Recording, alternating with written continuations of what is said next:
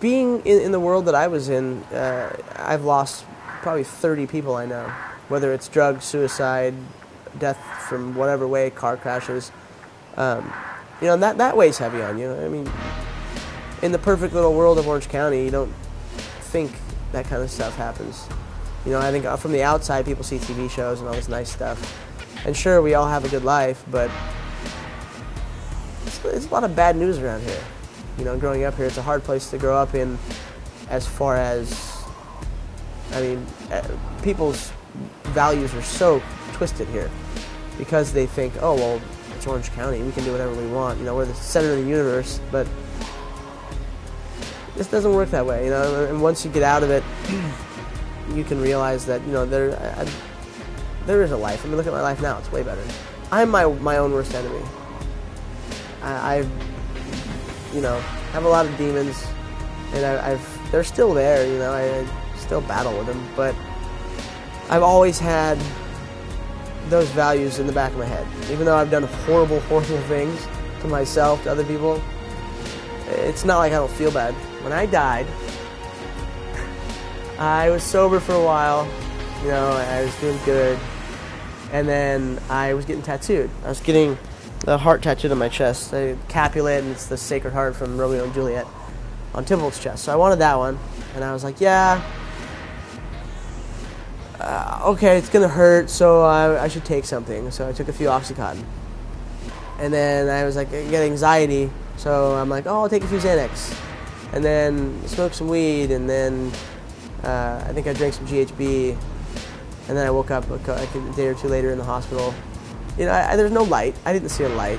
I didn't, no one spoke to me. I didn't have some apparition or whatever. I just woke up like, why are there tubes in me? What's going on? And my brother just told me, and the doctor's, pointed his finger at me and said, you screwed up. And then a week later, I got out of the hospital, and I saw the doctor another 5-6 days later, and he's like, wow, you're officially in better shape now than I've ever been in, and I saw you dead like 10 days ago. He has a lot of self-control. Like, that's like one thing that I want to be more like him, because he can seriously, like, he's gone through addiction and stuff, but when he has a goal, he's like, no, get away. As far as me, it's like a little harder, and I gotta talk him through it or talk to my friends. I'm on a very strong, like, I'm very stronger now, like, with everything, and I have a lot of friends and tools and all that, and I don't even want to be that person, especially since now that I have a daughter, I look at her and that's the last thing I want to ever do. Plus it leads me either to death or to jail. Like, I've OD'd a few times and been to jail a few times, and it's disgusting. Those places are gross. It's not where we should be, and that's not where we're gonna be. So the moment that I accepted all the responsibility for all my actions, it was hard. I always blamed everybody else, even though deep down I knew it was my fault. I loved blaming people just because it's easy. Oh, this is why this happened. This is why this happened. And everyone, you can still catch yourself doing it off other things. Maybe they're not as bad, but everyday things, you blame other people. But, you create your own destiny. What happens in your life, 99% of the time is your fault, whether it's good or bad. When you've been dead, being alive it's definitely a little bit different. I look at things, I'm on borrowed time. I maybe shouldn't be here.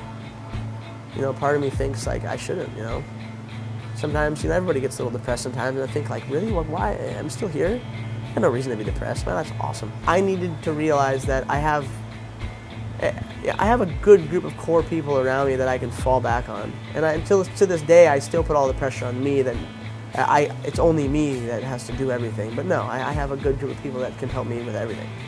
Ian and I both never wanted to get married. That's just like how we were, We never even wanted to date when we first met. We were very much alike.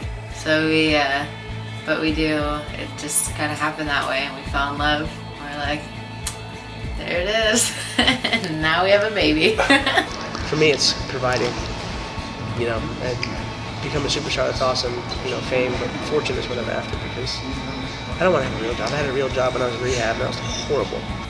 Ian's a great dad. I mean, he hasn't been able, he's been training a lot, but when he is here, he's awesome with her. Like, he is an awesome dad. He takes her to the gym sometimes. Sometimes that scares me. I don't want her to be a cage fighter, okay? I don't want her in her face. But, no, he is a great dad. I've never seen him love someone more in my life. And sometimes that makes me jealous. Millions of people can watch me do what I love to do. That's like the coolest thing on the planet, I get to take my wife, I get to support my wife, my baby, like, this is just a dream come true. I'm just stoked.